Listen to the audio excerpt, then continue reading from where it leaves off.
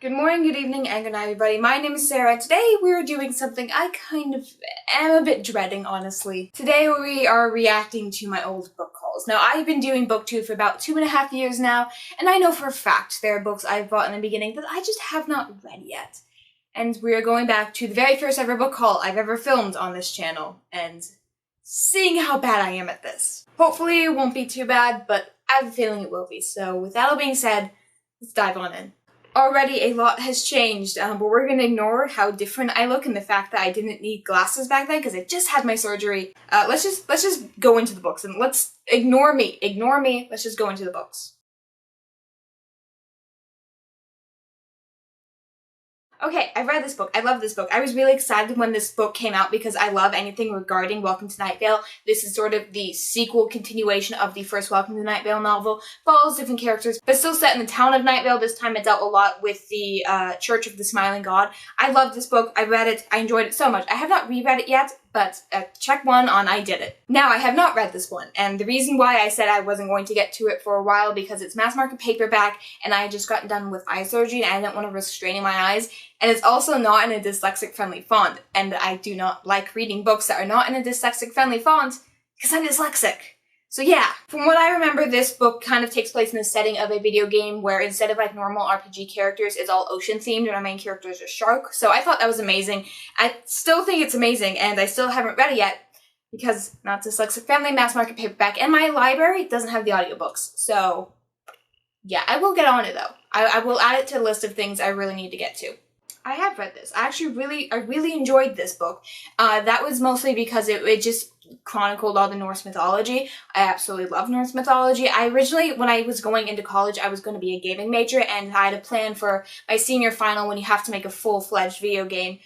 It was going to be based all around Norse mythology, and I have since dropped that program. I have since realized how awful the video game industry is, and I still really want to write a book regarding Norse mythology, but I mean, there's a lot of stuff out there I still need to research, and this was just a nice entry level to it. I have it tabbed somewhere. I don't know where I put it, but it's definitely somewhere. I've read it and I enjoyed it. If you're interested in looking into Norse myths, this is a good place to start. I read these, I loved these, and back then I was using those books to hold up my camera because this was way back when I didn't own a tripod. Dan and Phil, still massive fans. I love them. I saw them on tour. I'm actually, if you watch really closely, I am in the Interactive Introverts, like, DVD. Like, if you look really closely, I'm in that crowd. Very proud of it. Of course I've read it. Of course I still own the collector's copies, and that little bind-up, it's great. I love it. Alright, so next book then. I read it. I hated it. Moving on. It's 8th Grade Bites, Chronicles of Vladimir. I actually read it. I really enjoyed it. I have not completed the series. It is a story about the first half-human, half-vampire in the world. I really enjoyed it, but there's some later parts in that series I just never, like, got into, and I never completed it. I still have the books. I think I'm up to, like, book 4, maybe 5.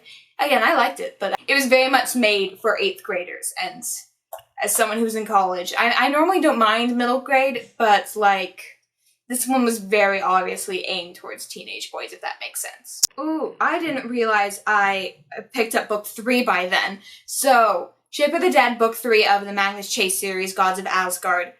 I absolutely love it. The first Magnus Chase book I read was the first ever reading vlog that I did. I also read it while I was at a theater tournament, which was like why I decided to do a reading vlog about it. But I love Magnus Chase so much. I'm currently doing a reread of the entire series. I just finished the first book, and I should be picking up the second book eventually. So, like, I'm super glad I picked that book up. I have not read it. I got this book at a dollar store. God, I don't even remember what it's about. I think it's about a girl who, like, just goes missing while she's on vacation, and, like, she just, like, disappears out of a cab, I think. It was, like, again, I got this at a dollar store, so I don't imagine it would be good, but it's basically novella length, and I grabbed it just because I needed more books on my shelf at the time, because I didn't have much money to buy many books, and I didn't have access to a good library back then, but, I don't know, I still like that cover. I still want to pick it up eventually. I just have no intent on doing it in the future.